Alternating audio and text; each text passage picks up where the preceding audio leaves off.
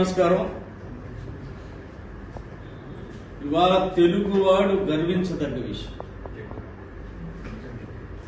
ప్రపంచంలో అతి పెద్ద సంస్థ అయినటువంటి గూగుల్ ఈ రోజున దాదాపుగా 1,31,000 కోట్లు పరోక్షంగా ప్రత్యక్షంగా 1,00,000 మందికి ఉద్యోగ అవకాశం. ఇది ఒక చరిత్ర. ఎందుకంటే అమెరికాలో అంత పెద్ద సంస్థ, ప్రపంచంలో ఎన్నో అభివృద్ధి చెందినటువంటి దేశాల్లో కాకుండా భారతదేశంలో 29 రాష్ట్రాలు ఉంటే వాళ్ళు ఆంధ్రప్రదేశ్ను సెలెక్ట్ చేసుకొని ఆ సంస్థ అమెరికా తర్వాత ఆంధ్రప్రదేశ్కి రావటం అనేది ప్రపంచంలో ఎక్కడ తెలుగువాడున్నా గర్వించదగ్గ విషయం.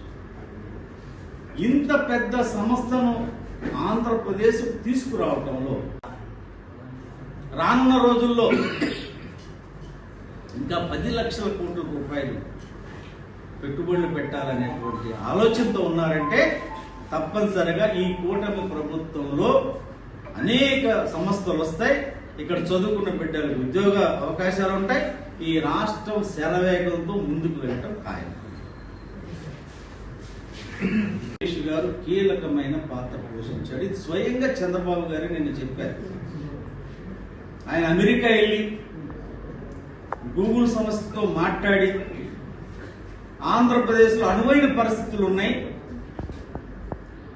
మీరు ఏ రకంగా కావాలంటే ఆ రకంగా మీకు సహకరిస్తామని చెప్పడమే కాకుండా లోకేష్ గారు పదే మాట్లాడి చంద్రబాబు నాయుడు గారు కూడా నరేంద్ర మోడీ గారితో కేంద్ర మంత్రులతో మాట్లాడి ఇవాళ ఆ సంస్థను ఆంధ్రప్రదేశ్కు తీసుకొచ్చారు. అంటే చంద్రబాబు నాయుడు గారి ప్రభుత్వం అంటేనే ప్రపంచంలో ఉన్నటువంటి అతిపెద్ద సంస్థలు ఆంధ్రప్రదేశ్ వైపు చూస్తాయనటానికి ఇది ఒక గొప్ప నిదర్శనం.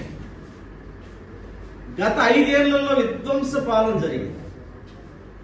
చివరికి ఉన్న అమర్ రాజా బ్యాటరీని కూడా పంపించడానికి ప్రయత్నం చేశారు.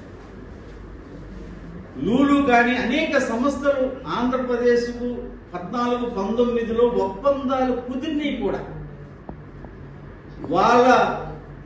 వాళ్ళనేదో ఆశించి వాళ్ళు సపోర్ట్